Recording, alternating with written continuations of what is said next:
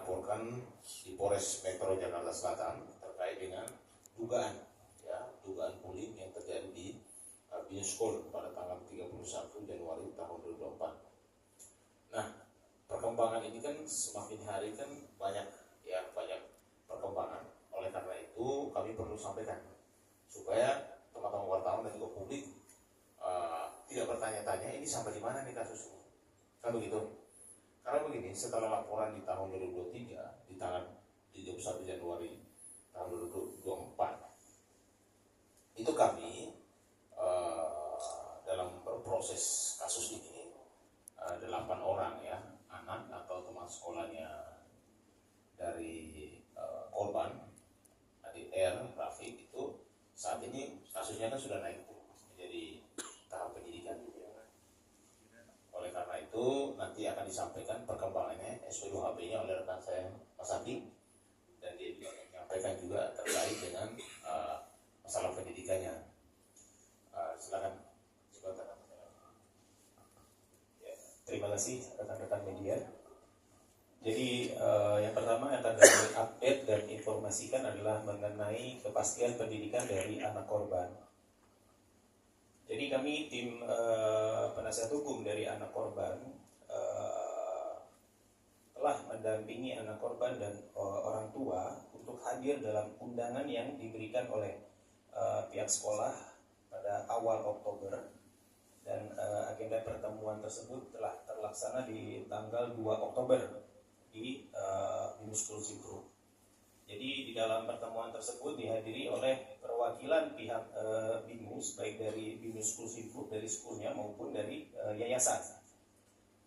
Kami pada waktu itu selaku tim penasihat hukum mendampingi anak korban dan ayah korban pada waktu itu. Pada pertemuan waktu itu disampaikan oleh pihak Binus bahwa pihak Binus berkomitmen untuk memastikan kelangsungan pendidikan dari anak korban dapat terpenuhi di sisa waktu yang ada. Gitu. Di antaranya adalah sesuai dengan permintaan dari pihak keluarga, karena berbagai macam kekhawatiran pihak keluarga meminta untuk dilakukan pembelajaran secara offline, dan itu berdasarkan dari masukan-masukan yang diberikan oleh pihak Kementerian Pendidikan dan lembaga-lembaga terkait kepada Binus.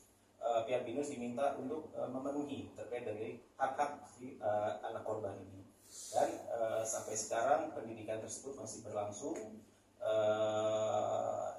Pendidikan yang diberikan oleh pihak Binus antara lain adalah online, pembelajaran secara online, dedicated teacher, jadi gurunya khusus. Selama pelajaran online tersebut diberikan guru yang khusus memang untuk mengajar kepada anak korban. Terus yang kedua adalah full time, jadi full, tidak ada jeda atau apapun, jadi full selama pembelajaran itu guru khusus untuk mengajar anak korban. Yang berikutnya adalah materi-materi yang diberikan juga materi-materi yang memang disesuaikan. Jadi disesuaikan dengan kondisi-kondisi yang memang dialami oleh anak korban yang memang tujuannya adalah untuk mengejar ketertinggalan, sehingga diharapkan anak korban ini pada akhir nanti tahun pembelajaran itu anak korban dapat lulus sekolah dengan baik, gitu, tanpa hambatan segala macam. Jadi ini adalah untuk memastikan masa depan dari anak korban. Jadi sampai saat ini pembelajaran masih berlangsung dan alhamdulillah tidak ada persoalan, jadi berlangsung dan belajar dengan sangat baik sekali, dan anak korban juga semangat. Ini yang sebenarnya ditunggu-tunggu dan dinantikan oleh keluarga dan anak korban selama ini. Gitu. Untuk mengenai perkembangan hasil penyidikan di Polres Jakarta Selatan akan disampaikan lebih detail oleh Mbak Berdi. Oke, terima kasih rekan-rekan media. Hasil perkembangan SP2HP yang kedua ya, per tanggal 10 Oktober 2024 telah melakukan pemeriksaan terhadap penyidik telah melakukan pemeriksaan terhadap saudara Sudiarmon sebagai pelapor, saudara R, anak korban, saudara Gregorius saksi, saudara sebagai saksi, saudara V sebagai saksi, saudari M sebagai saksi, saudari S sebagai saksi, dan yang terakhir saudara dokter T ya sebagai dokter. Dan kemudian nanti penyidik akan memeriksa kembali ya saksi-saksi dari anak yang berhadapan dengan hukum. Oke, terus yang ketiga juga rencana tindak lanjut, penyidik akan melakukan pemanggilan dan pemeriksaan anak saksi. Penyidik merujuk anak korban konseling ke Apsifor. Oke, sementara seperti itu ya. Baik, mungkin dari. Ya, terima kasih rekan-rekan.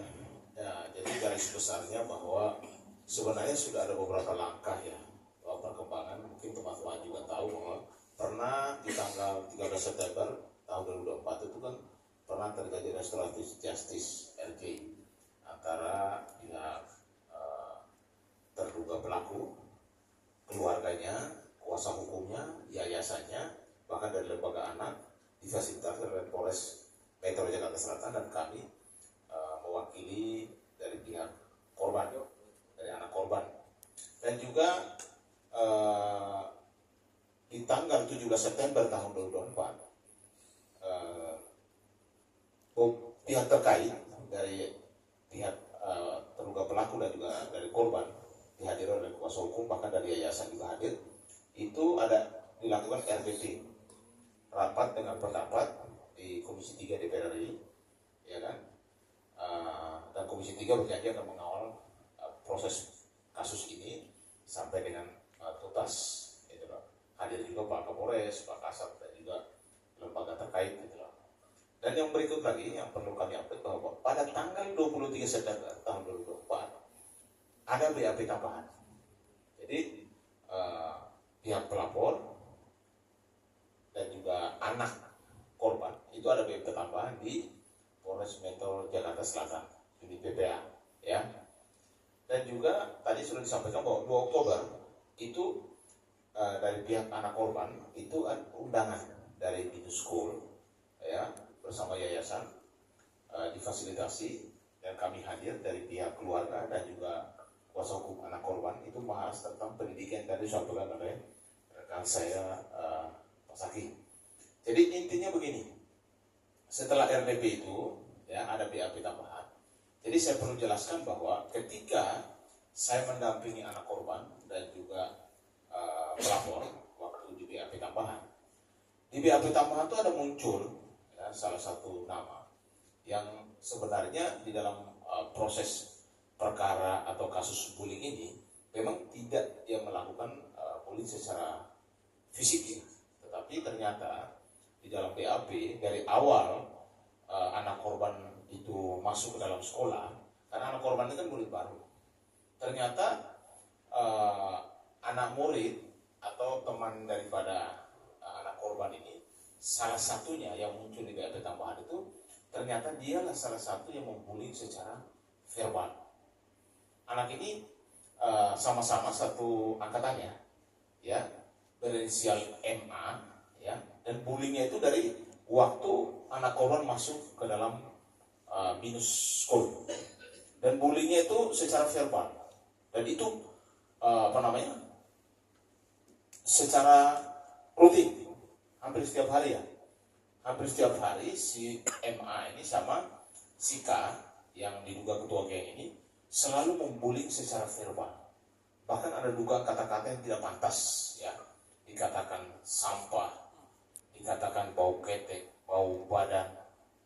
Bahkan mengajak teman-temannya untuk tidak bergaul dengan anak korban di kelas tersebut. Sehingga anak korban benar-benar tidak punya siapa-siapa.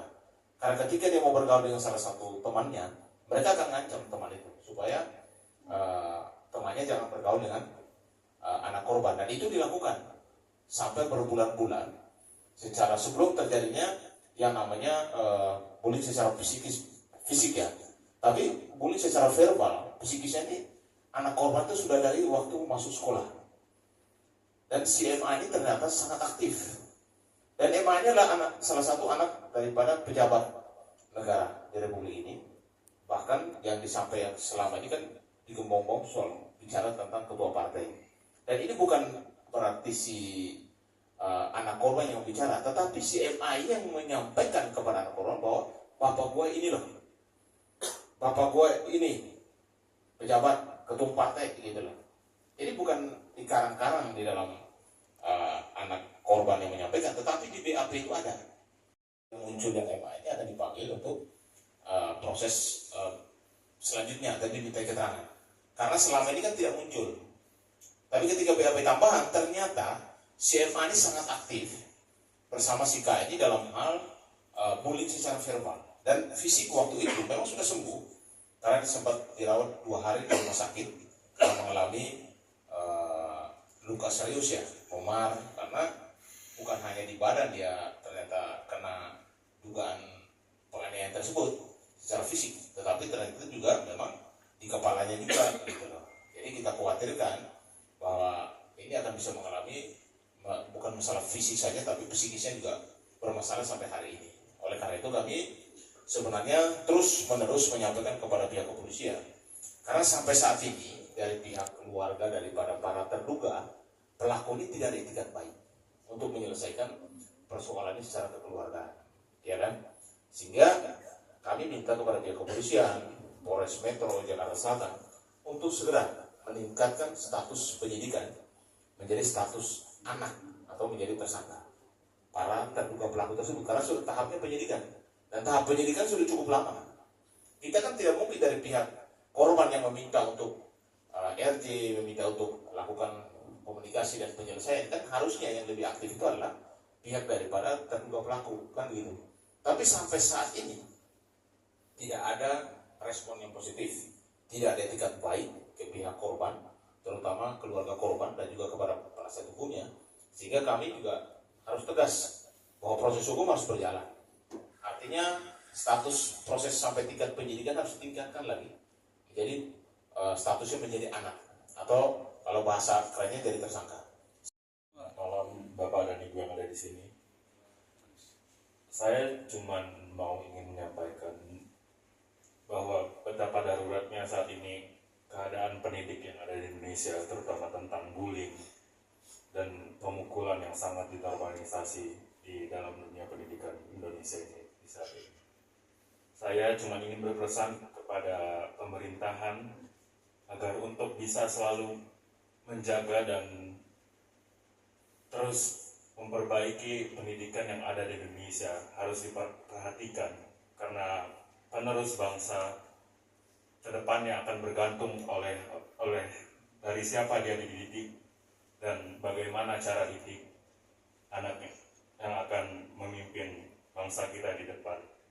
Di masa depan kita harus mempunyai pemimpin generasi yang bisa beradab, beretika, dan beretitude, sehingga sesuai dengan nilai-nilai luhur Pancasila dan juga nilai-nilai yang sudah diperjuangkan oleh para pahlawan yang ada di Indonesia sebelumnya. Saya meminta perlindungan kepada pemerintahan dan saya harap pendidikan Indonesia bisa bersih kembali, pendidikan Indonesia bisa berjalan seperti sepatutnya. Jangan sampai ada pemukulan, jangan sampai ada pembulian atau bahkan memperlakukan seseorang seperti binatang. Saya cuma berharap itu saja pada pemerintahan dan terima kasih. Selamat malam Bapak dan Ibu. Karena anak korban di dalam BAP kan saya dampingi bahwa ternyata si MA ini mengaku kepada anak korban bahwa bapak saya ketum partai dan bapak saya namanya ini gitu, pejabat negara gitu. Kan dari ini seperti bantah bang, tanggapan apa seperti apa? Ya karena waktu itu kan belum ada tambahan BAP, sekarang kan ada tambahan BAP. Nanti kita perkembangan kalau nanti di tambahan BAP itu kan ada keterangan yang akan diambil daripada si MA sendiri kan. Kalau waktu itu kan baru yang penyidikan itu yang teman-temannya yang dilaporkan itu. Ternyata dalam perkembangan BAP tambahan muncul nama MA karena dia sangat aktif dalam dugaannya bullying secara verbal bersama ketua gengnya yang bernama K tersebut. Bapaknya itu baru saja turun dan sebagai ketua partai. Iya betul. Kira-kira seperti itu mas. Mas mungkin sudah lebih paham. Atau perlu saya buka namanya secara lengkap di sana? Boleh. Inisial aja bang. Kalau Warna benderanya aja bang. Iya. Jadi bapaknya itu sebenarnya mantan ketua partai. Dulu memang ketua partai. Berinisial AH. Apa bang? Warna benderanya tuh, AH. warna benderanya tuh. Kuning. Sekarang menteri berarti Untuk bang. warna benderanya kalian sudah paham lah. Tapi masih menteri bang sekarang menteri. Ya kalau sekarang masih menjabat sebagai pejabat negara.